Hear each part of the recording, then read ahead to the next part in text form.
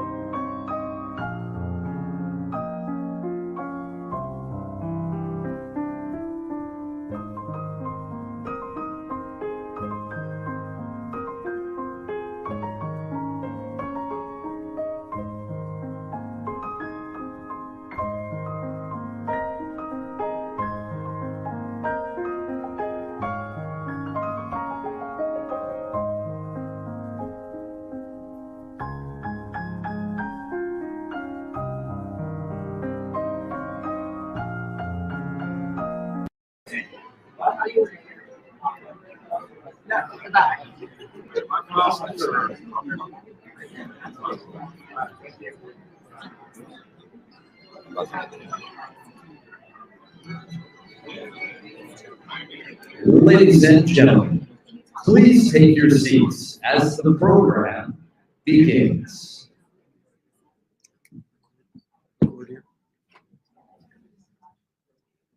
Welcome. Dad would have loved this.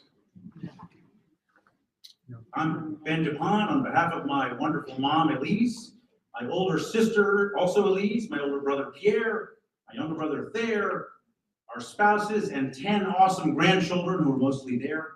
Welcome to the service celebrating Dad's life. Dad was a lot of things to a lot of people, but a few things really stick out to me. He loved people, not just people that were like him or agreed with him. He loved everyone. While governor, he took up bowling. Not a typical sport for somebody educated at Harvard and Princeton. I asked him why. And he said, Ben, I made more friends and gained more votes while losing at bowling than anything else I have done. He was an optimist, and he loved his country. He frequently said there's very little the American people can't do once government is in check. He was constantly amazed at the great innovation our great country can produce. His maternal grandmother, we called her and knew her as Gigi, saw the Wright brothers fly on the Capitol Mall in 1909 and saw Neil Armstrong walk on the moon in 1969. That was a lot of change in one lifetime. And yet he thought he's seen even more with the invention of life-saving drugs and GPS and the internet. But if he were here today, he would say, buckle up, this country's just getting started. And he had a really good sense of humor. He always kept an emergency stash of Snickers bars in his top desk drawer for most of his life. He said they were for emergencies. And I don't know about you, but I aspire to have emergencies where a Snickers bar is the solution.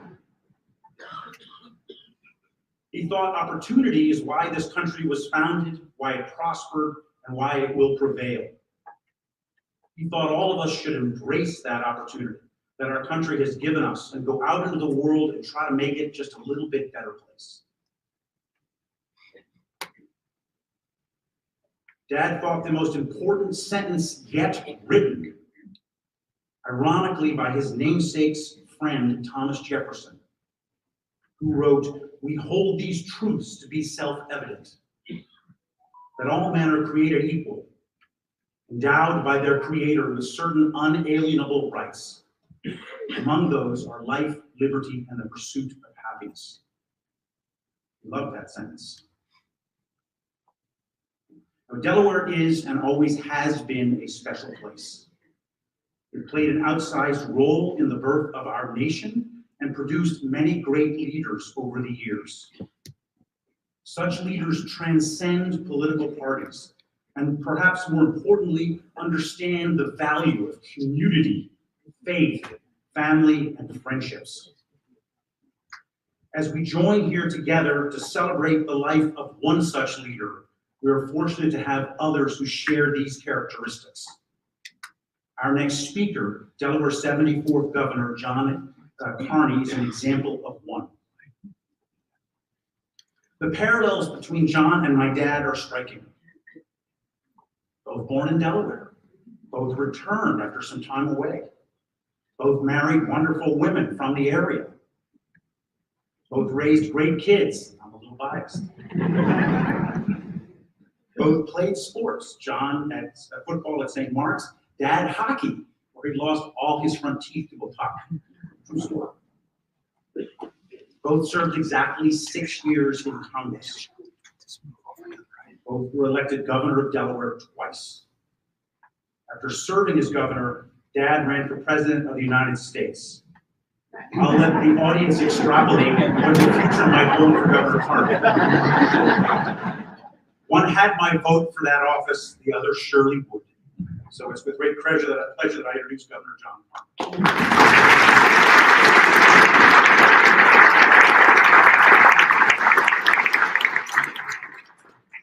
No way, Ben. Good afternoon, everyone. It's so great to see so many people here this afternoon. It feels like a big reunion, and I could tell talking to many of you are coming in for this celebration, this memorial. Thank you for joining Elise, the Pont family, and friends for this tribute to the 68th Governor of Delaware. I'm privileged to have been asked to offer a few words on behalf of the people of our state. Thank you, Ben and Claire. Growing up in a large Irish Catholic family in Claymont, I admired the public officials that you'd expect. John and Bobby Kennedy, and later Joe Biden. But as I made my way in public service and politics myself, I added someone else to the list. The man whose life and legacy we celebrate today, Governor Pete Pont. In describing his decision to run for governor during a time of crisis and turbulence in our state, Celia Cohen, who's here with us in the audience, wrote in her book, Only in Delaware, and I quote Celia, "As difficult as the times were, DuPont regarded the governorship as an improvement over his lot as the state's lone member in the U.S. House of Representatives. He considered himself what he called a triple minority there. He was from a small state, he was a Republican in an overwhelmingly Democratic chamber, he was a moderate in a caucus run by conservatives." Close quote. I can certainly sympathize with Pete's predicament.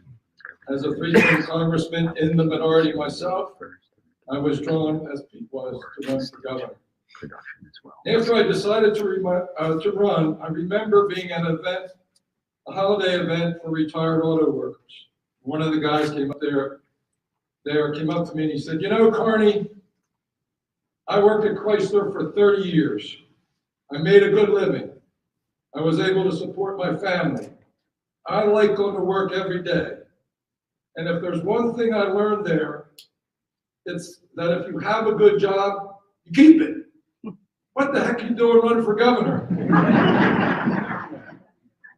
Well, I can't imagine what that guy would have thought about Pete's decision to leave Congress to run for governor, given the state of affairs in Delaware in 1976. But it's certainly a testament to Pete's character and his love of our state that he took a very hard job at an extremely difficult time, when he could have done almost anything else he wanted. It's hard to say what would have happened if he hadn't done it, but we know what happened because he did. When Pete took office, the state was a mess. There was a huge budget deficit. The state's credit rating was the lowest in the country.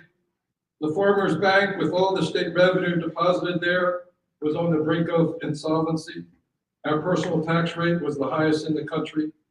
And we had a reputation of being bad for business. Heck, even the DuPont company was unhappy with the business climate here. To make matters worse, political leaders couldn't stop fighting with each other, and the political culture was not much of an improvement over the mess in Washington. Worst of all, nobody believed it could be any different. Nobody except Pete DuPont. Pete pulled our state out of this financial and economic crisis. He instilled fiscal discipline. He restored confidence. Most importantly, he set a new standard for how we treat each other in this state. And he changed our expectations about ourselves. Some call it the Delaware way, others the return day ethic. Whatever you call it, it just meant working together to get things done. It's something we take for granted now, but it was a novel concept when Pete became governor. The changes the DuPont administration brought to Delaware fundamentally changed our wonderful little state.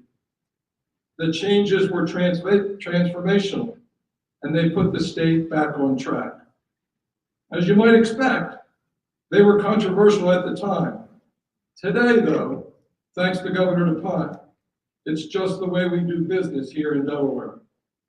Our economy today is built on the back of Governor DuPont's decisions, and our state's perfect credit rating is thanks to the budget rules he put in place over 40 years ago.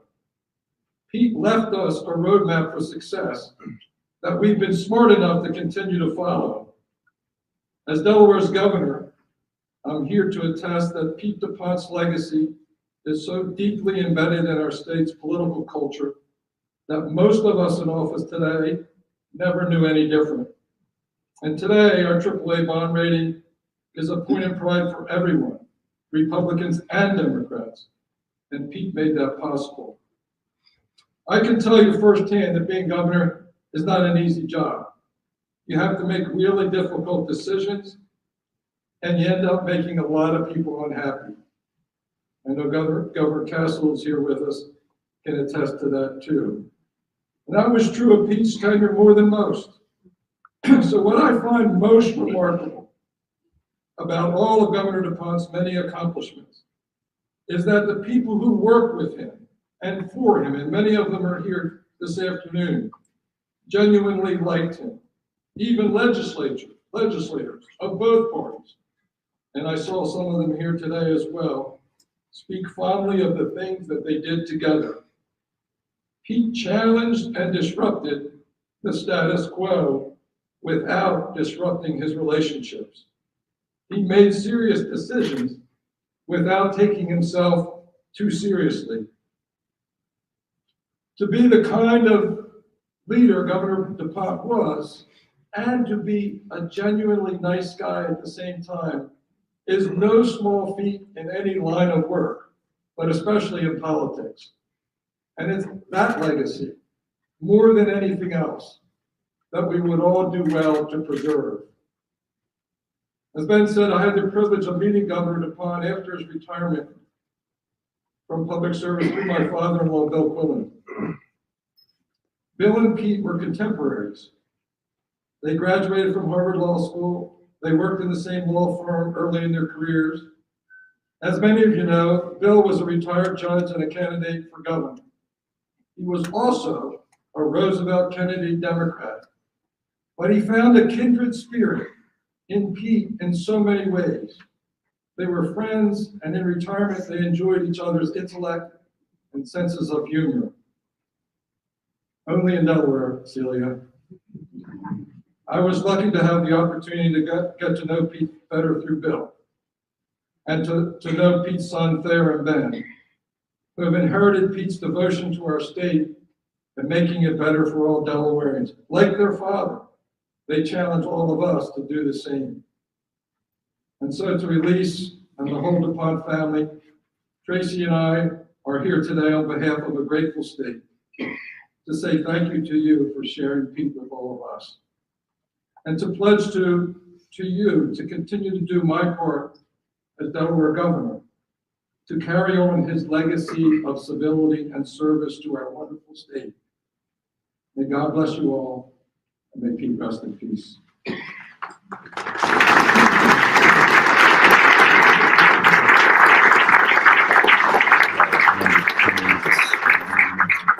If you had drafted a blueprint for constructing a governor, you would have come up with Pete DuPont. Pete DuPont made Delaware believe in itself again. I believed then that Delaware's governmental problems could be solved, that we could have a government that lived within its means, that we could have a government capable not simply of fulfilling its legal responsibilities, but of improving the quality of life for all Delawareans as well. Pete was driven by his desire to keep everyone around him happy and enjoying themselves. Pete DuPont was a visionary. He came into office at a very challenging time, but he had a vision for how Delaware could thrive. And not only did he have the vision for how it could thrive, he knew how to get there. He was smart, but never acted it. Pete was an engineer, and that engineering discipline that he had helped him break down an issue like a home builder would break down a house to its studs and then rebuild it. Pete got it right. By the end of his 2 terms in office, the engineer, lawyer, governor had restored Delaware. He put in place innovations that people today just couldn't imagine the state existing without, like the Rainy Day Fund that protects the state's finances, the Judicial Nominating Commission that screens the applicants for the judgeships, and of course, the Financial Center Development Act, which brought in the banks that revitalized the state's economy and transformed the Wilmington skyline. He never, I think, looked at the challenges and the problems, the situation at the time, and said, we need to do the things like we've always done them. I think he looked at how can we do it differently. I think what drew him was just people, the humanity, whether it was less than or more than or whatever. He knew that Delaware could not be half and half. I think Dad's legacy is innovation. the ability to think about things a little bit differently and do what actually works. I think those two things in combination will be what he leaves behind. It was hard not to just like him. What an amazing personality. I think of that smile, that twinkle, that laugh, and that spirit of, it doesn't matter what's wrong, we can fix it, we can work this out.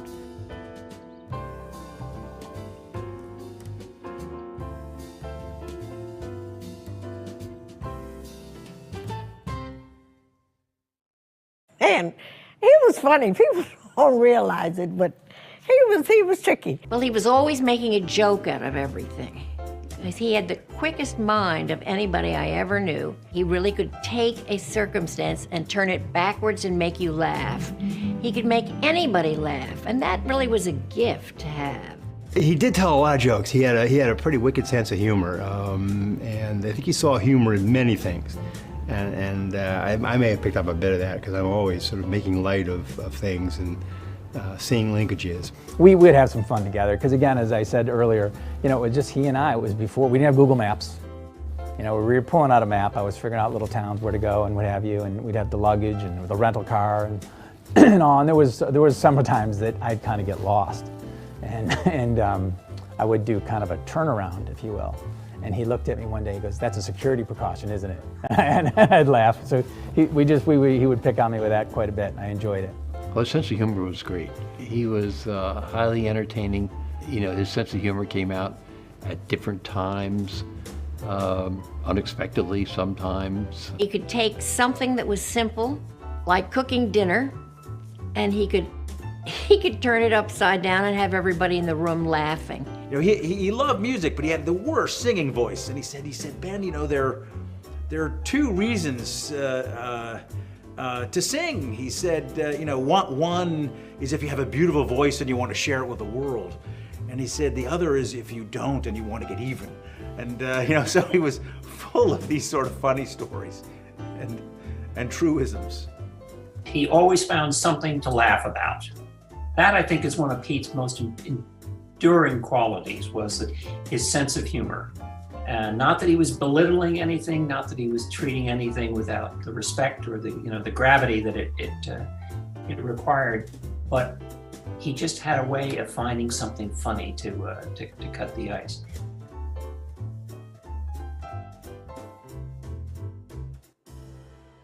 Robert Penn Warren wrote that we must go out into the convulsion of the world, out of history and into history, and the awful responsibility of time. An awesome responsibility did await us in 1977. Together we seized it and shaped it and used it to go forward, to achieve a better time, to improve the quality of life for all our people. Pete understood that there's more to politics than politics. In other words, there's no reason to be governor unless you want to try to accomplish something good for your state and your country. Not everybody who gets into politics understands that, but Pete did very well. He was a patriot. You know, he loved this country. He loved the flag. He loved Delaware. His love for America and our freedoms and everything we stand for was so strong. Pete was a friend to all, urging all to be more than they are, to be all they could be, to never say, "I am the best," but I'm being the best I can be. He's a people person. He meets you on the street. He may know your name, he might not. But he would, if you're talking with him about anything, you're the most important thing going on at that time. It's very, very flattering to people. He never upbraided anybody, he never screamed at anybody, he never threatened anybody. He was remarkably easy to deal with, and the legislators particularly, who are a very skeptical group, found that to be refreshing.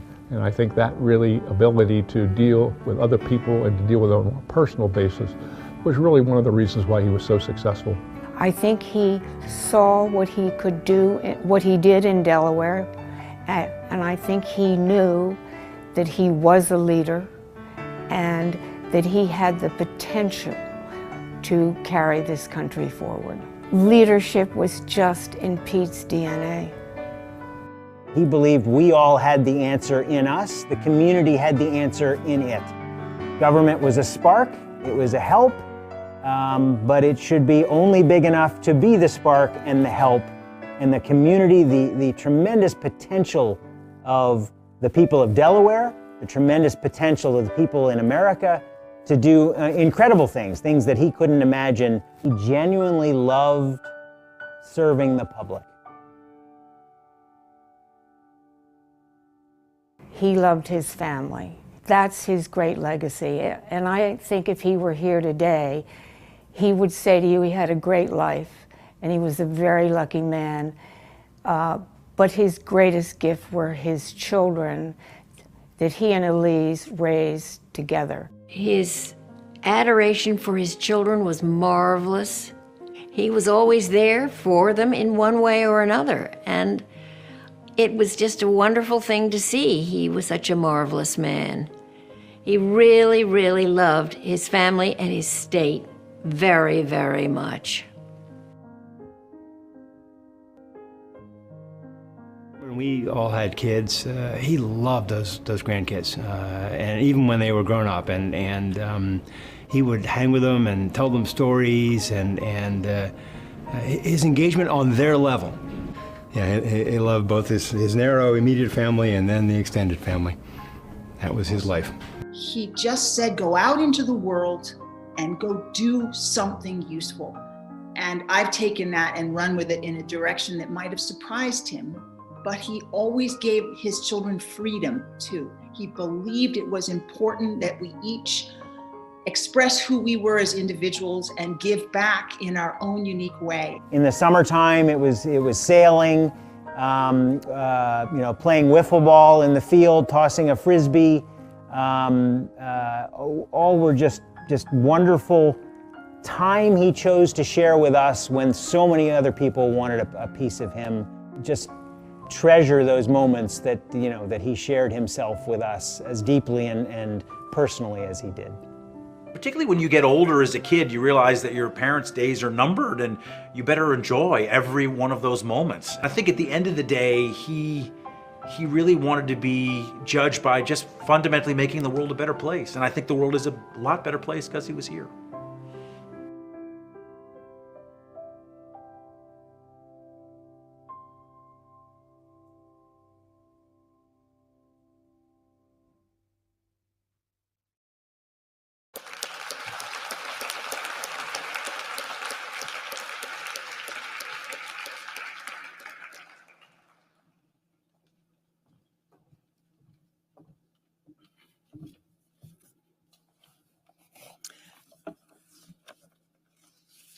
Thank you, King Creative and Derwin Johnson, for that wonderful tribute to Dad's life.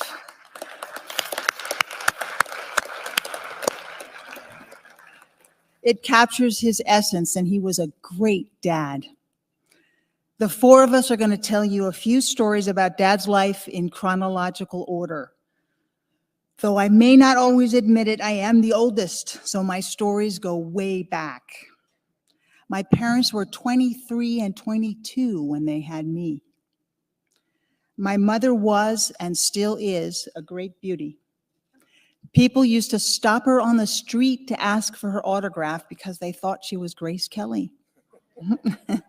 And my dad was the lucky guy who married her. And he often reminded her of how lucky he was.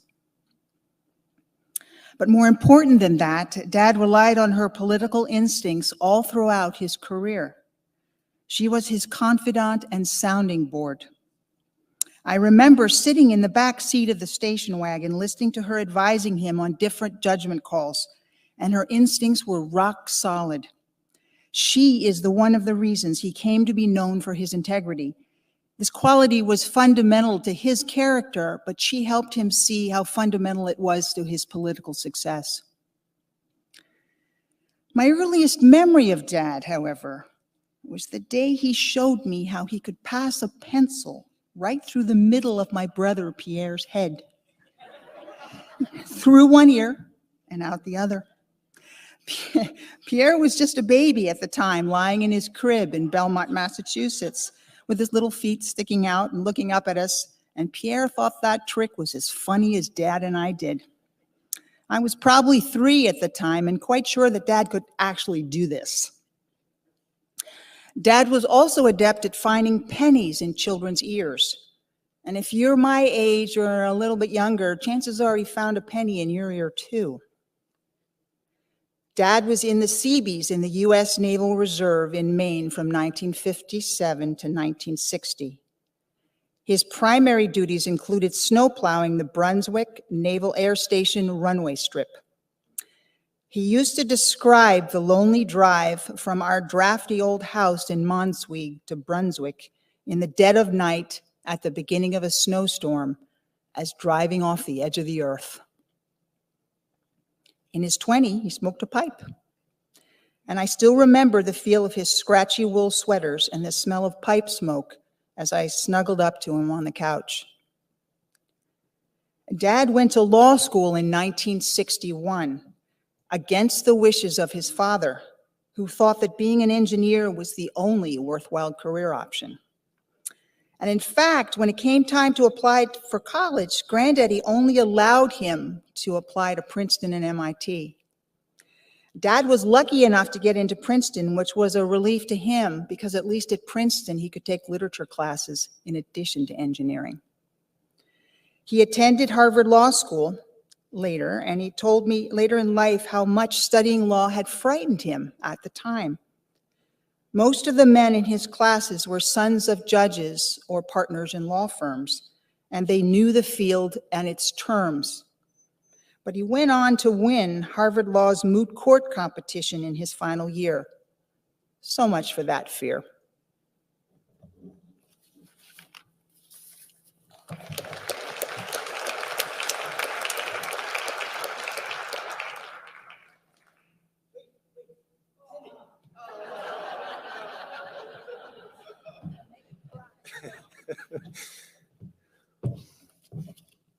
Yeah.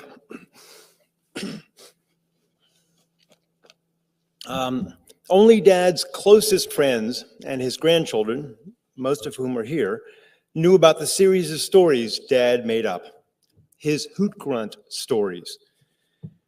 Dad wove long, elaborate tales for his children, and later for his grandchildren, about a band of animals that terrorized the Middle Flats farms of Fisher's Island, and later Witherspoon Airstrip in North Haven. They had trunks like elephants and 4 little legs that surrounded a wheel. Because of this, hoot grunts could turn on a Roosevelt dime, and when they wanted to go downhill really fast, they lifted up their little legs and wheeled along on their wheel. Herds of them were often seen thundering across the flats or the airfield. They were led by Edward Bear, who carried a diamond nightstick, and Dad used to remind us that there are only 3 diamond nightsticks in the world, one in Edward Bear's possession, one in the British Museum in London, and one at the bottom of the sea.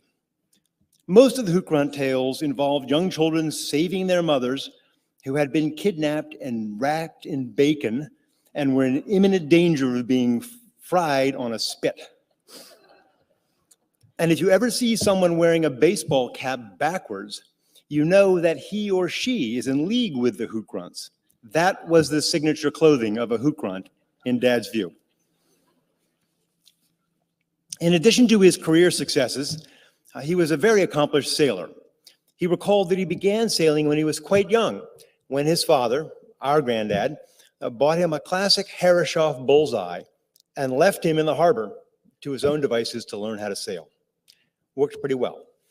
He went on to a long sailing career, including taking a series of trophies at the Royal Swedish Yacht Club Regatta in Sandhamn, Sweden in 1957.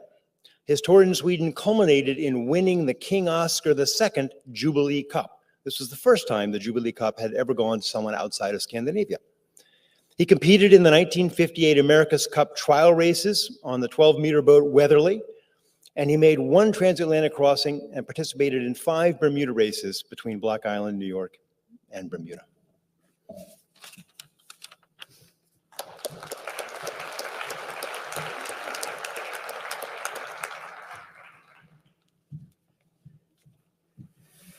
So Dad got into politics in 1968.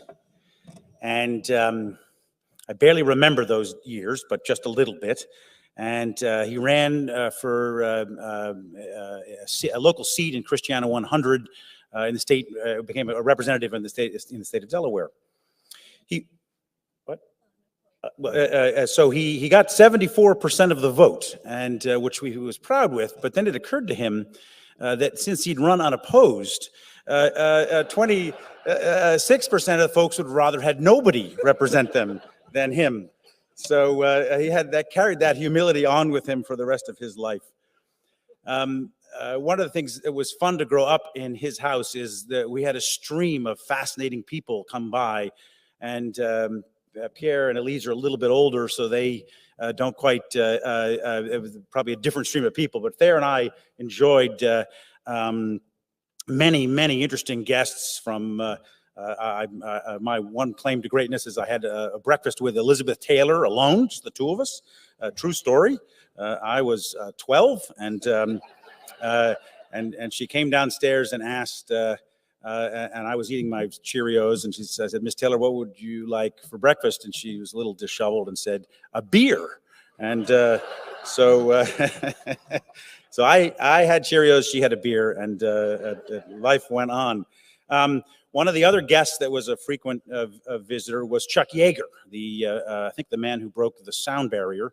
And Chuck Yeager and Dad became close and shared a lot of stories, and there was a lot of interesting tales. And Dad kept asking Chuck, Chuck, you ought to come sailing with me sometime. And we'd have a lot of fun. He would talk to me.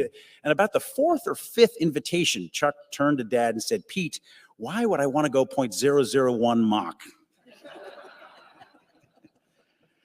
So when Dad was elected governor, it was a little bit of an upgrade for Thayer and I.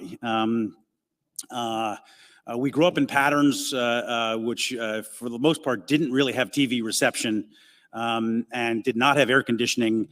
And Woodburn, the governor's residence, had both. And this was a big deal for Thayer and I. The cable television and air conditioning we felt like we were in heaven.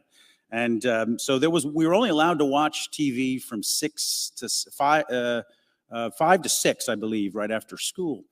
And there was one show on. There weren't a whole lot of options. Local news, which really didn't interest us very much, and a lot of Japanese shows with monsters and tsunamis and things with voiceovers. But there was one automated series that we could identify with a character named Speed Racer. Some of you may remember Speed Racer. And Speed Racer was always getting into some trouble, and there was a guy, his father, they called Pops, who was always coming in to save the day. He would etch the secret plans on the windshield, or he had the microfilm hidden some secret way, and the world was saved, and the bad guys ended up, their plans were derailed, and the good guys always won. And Speed Racer's dad, who did all this, was named Pops. And Thayer and I looked at that and said, "That's like our dad. He solves all the problems. He knows the answers. He has the microfilm hidden in secret places." And so a lot of us call him to this day affectionately Pops, because he knows all the answers. But thank you very much.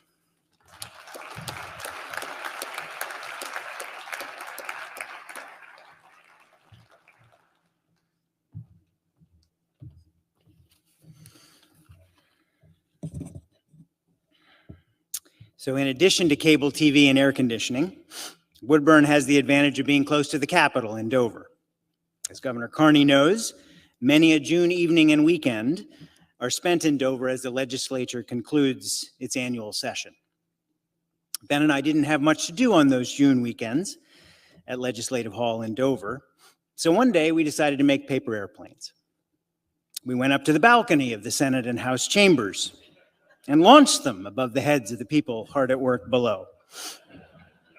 Look up the next time you're in Legg Hall and see if any of them remain on the chandelier or the moldings. When Dad ran for president in 1988, he described his platform as 5 damn right issues, the kind of positions that a family sitting around its kitchen table would say, "Damn right, that's exactly what we ought to do." These controversial issues included replacing the Social Security system with private savings accounts, ending farm subsidies, making driver's license contingent on passing drug tests, replacing welfare with work, and giving parents the option of choosing the public school which their children attended. The intention of this platform was to stimulate real discussion in the country, which he believed was the reason you ran and the reason you wanted the job. He used to say that a legislator's job is to wet his finger and put it up in the air and feel which way the wind is blowing.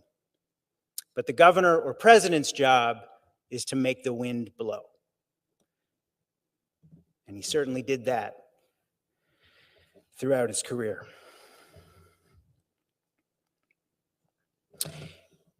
He enjoyed sailing far into his old age. Woe be to anyone who challenged him on the waters of Penobscot Bay in Maine.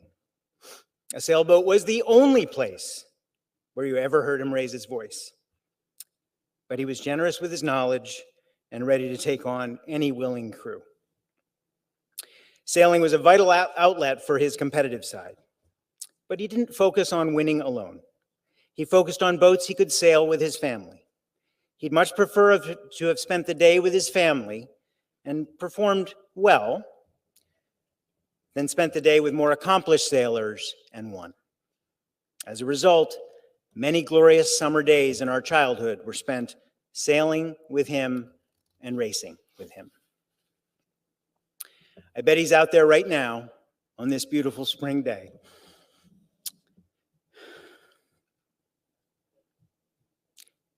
Tacking his way upwind and strategizing how to beat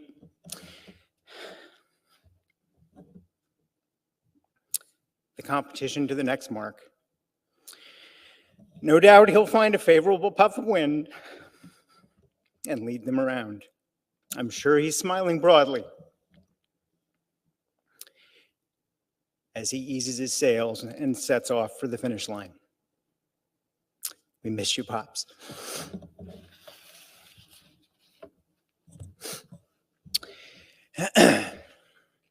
Now, please stand and join us in singing the British Royal Naval hymn, Strong to Save, which was a favorite of Dad's. You'll see the words on the screen as Bruce Barber, the director of music at Christ Church Christiana 100, accompanies us.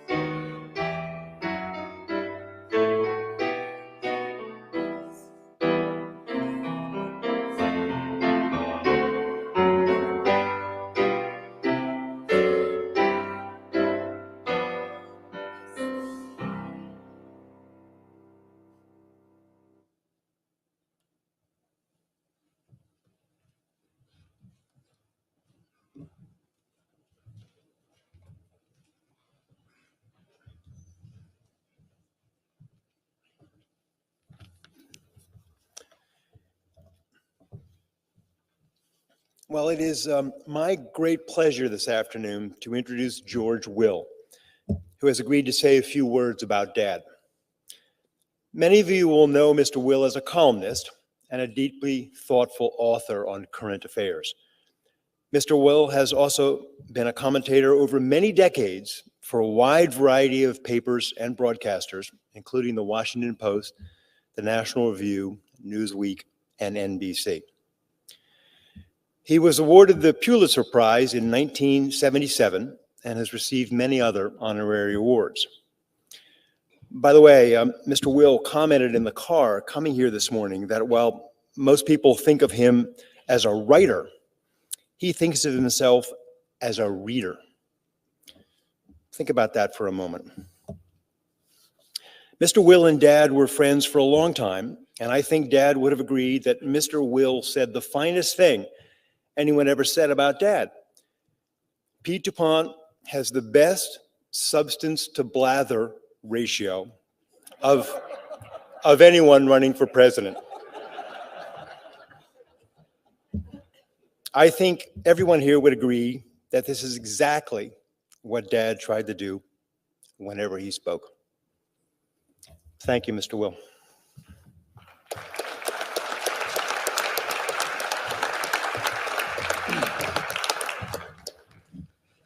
Back in the mists of history, in 1964, when the world and I and Pete were young, I cast my first presidential vote. I voted for Barry Goldwater, and he lost 44 states. But he set a good example. He took politics, the politics of ideas, seriously, but he took neither politics nor himself too seriously. Pete was like that. Goldwater entered politics in 1948 to run for the Phoenix City Council. And when he did, in a letter to his brother, Barry explained his decision about politics. He said, "It ain't for life and it might be fun."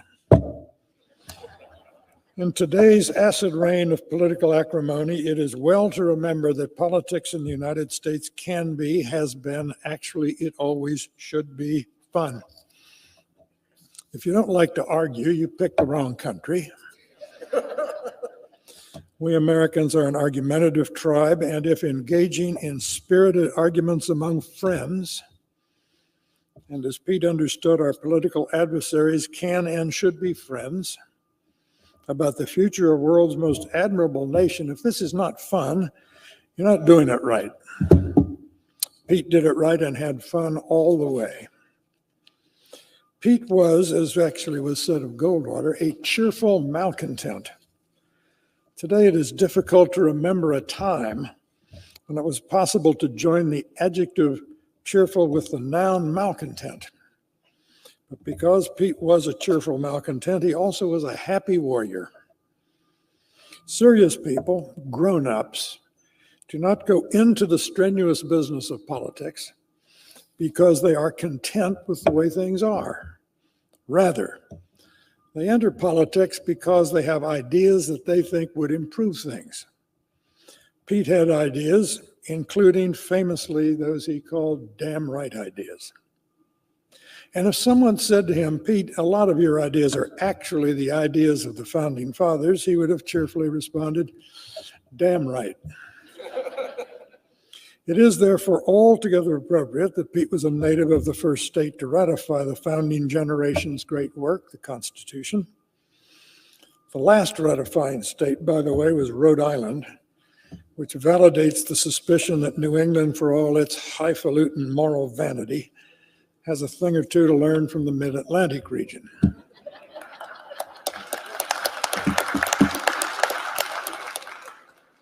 About 4 decades ago, my dear friend Pat Moynihan, a 4-term Democratic senator, said with some chagrin that the Republican Party had become America's party of ideas.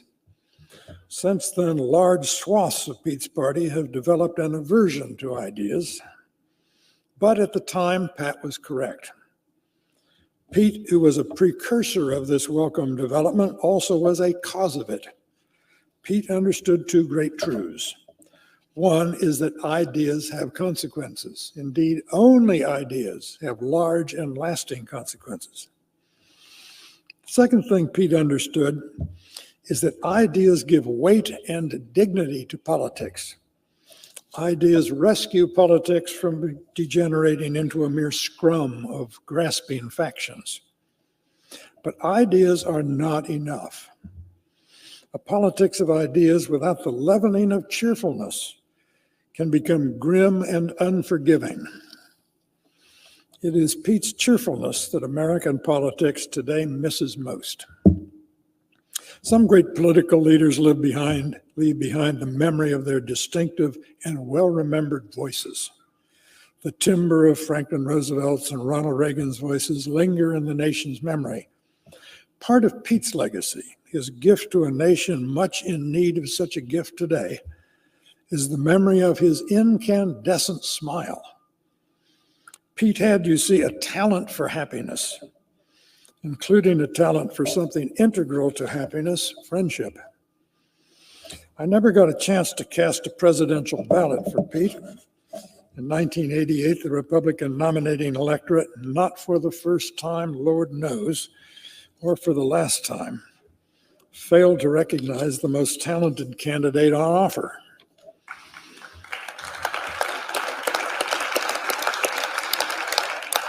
Of course, Pete's unquenchable good humor was undented by this. He had the civilized person's understanding that although politics is very important, it is not all important. It should not be allowed to eclipse other pleasures, such as those of family and community, and in Pete's case, sailing, and the National Hockey League. Although how such a civilized person as Pete could so love professional hockey more than baseball is to me one of life's enduring mysteries. Pete's expertise as a sailor was surely related to his success as a politician and in government. A sailor learns how to tack into the wind, and a good political leader does not simply go where the wind blows. Rather, a leader knows that he or she cannot control the wind, but need not be controlled by it. A canny political leader moves obliquely, accepting that the political weather limits but does not nullify the ability to maneuver. Pete the sailor and Pete the politician understood this. Pete also was a politician with an engineer's mentality, an interesting combination. His Princeton degree was in mechanical engineering, which means that he, unlike a majority of politicians, was intellectually inoculated against the abiding political sin of indifference to facts and practicalities. Present company accepted. Politicians can promise this and that, but a politician with an engineer's mind is necessarily a realist. He knows that if calculations are not made correctly and respected, bridges buckle and dams collapse. But to say that Pete was a realist is not to say that he was tethered to a grim realism. There was nothing grim about Pete. Winston Churchill said that meeting Franklin Roosevelt was like opening a bottle of champagne. Pete was like that. He was a tonic in human form, a stimulant for all who had the pleasure of his company. If you visit the Yankee Doodle Tap Room at the Nassau Inn in Princeton, 75 miles north of here, you will see a photo of Pete as he was in Princeton's class of 1956. He is, of course, smiling, and even in a black and white photo, his smile lights up the room. Pete strode through life with a spring in his step as though he had a song in his heart. Perhaps the song was Princeton's alma mater, Old Nassau, which begins, "Tune every heart and every voice, bid every care withdraw." We who are here today will evermore have the delight of having known Pete, whose presence in our memories bids every care withdraw. It has been well said that some people were so large in life that they take up space in our lives, even when they are gone, which means, of course, they're never really gone. A teacher never knows when his or her influence ends. And for a few rare political figures such as Pete, the happy truth is that the radiating influence of their well-lived lives need not end. It is for us to measure up to the gold standard of Pete's example as a father, friend, citizen, and patriot. I thank you for the privilege of allowing me to participate in today's remembrance, as I am everlastingly thankful for the privilege of having known Pete. Thank you.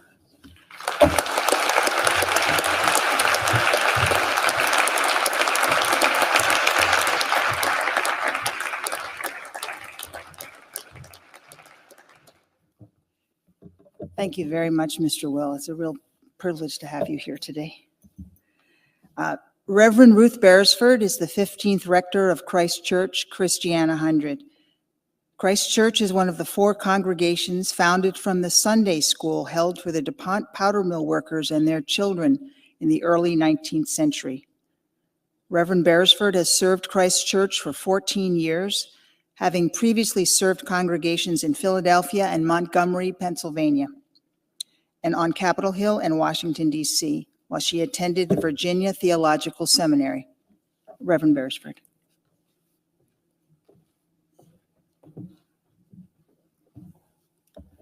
Let us pray.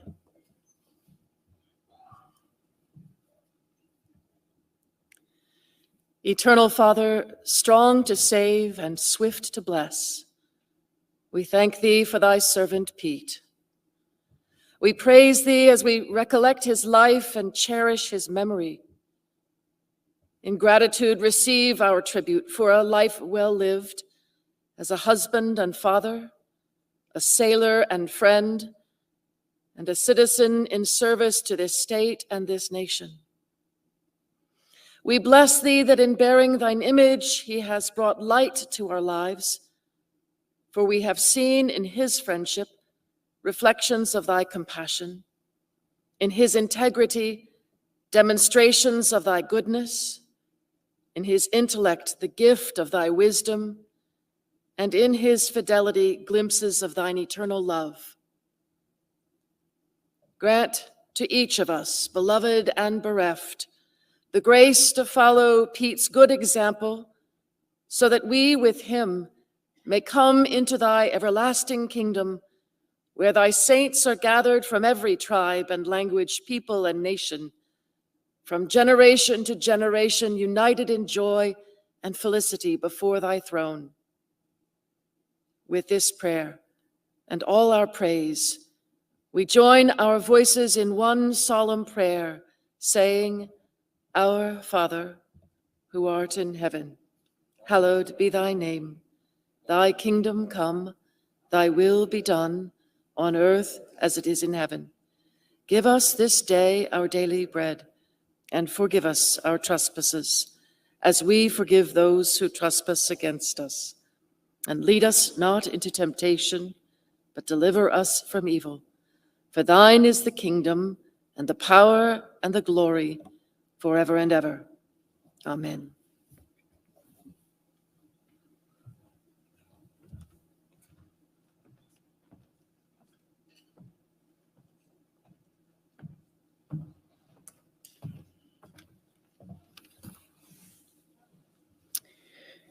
Thank you very much, Reverend Beresford. Thank you also to my sister Elise and Stephanie Johnny, the Executive Director of the Pete DuPont Freedom Foundation, for organizing today's events and doing it twice, as the Delta variant stopped us from holding this event last September. We've shared some stories today. I'm sure many of you have them too. If you'd like to get them on tape, Derwin Johnson, who covered Dad's presidential campaign for ABC and who put together the video montage that you saw earlier, is going to be in the Christina room and ready to capture your thoughts, so please stop by. As some of you know, Dad was a lifelong Flyers fan. He regularly attended Sunday night games with family and friends. He used to say that the only comparable experience to going to the Flyers was going to church, because in both settings, just about everyone in the building was on the same side. To honor Dad's passion for the game, the Flyers, and his love of our country, we would like to close out this service with a special song. As with every sports team, the national anthem is sung before every game. On special occasions in Philadelphia, they roll out God Bless America. In the 1970s, Kate Smith sang it. Over the past 2 decades, Lauren Hart has been the voice of the Flyers and has performed it. Lauren would have been with us here today, but the Flyers are playing tonight in Philadelphia. So graciously, she agreed to pre-record the song while wearing Dad's Flyers jersey. After the song, please join us down the hall in the Gold Ballroom for a reception. And now, please stand and join Lauren Hart in the singing of God Bless America. God bless America, land that I love. Stand beside her and guide her through the night with the light from above. From the mountains to the prairies, to the oceans, white with foam. God bless America, my home, sweet home. From the mountains to the prairies, to the oceans, white with foam. God bless America, my home, sweet home. God bless America, my home.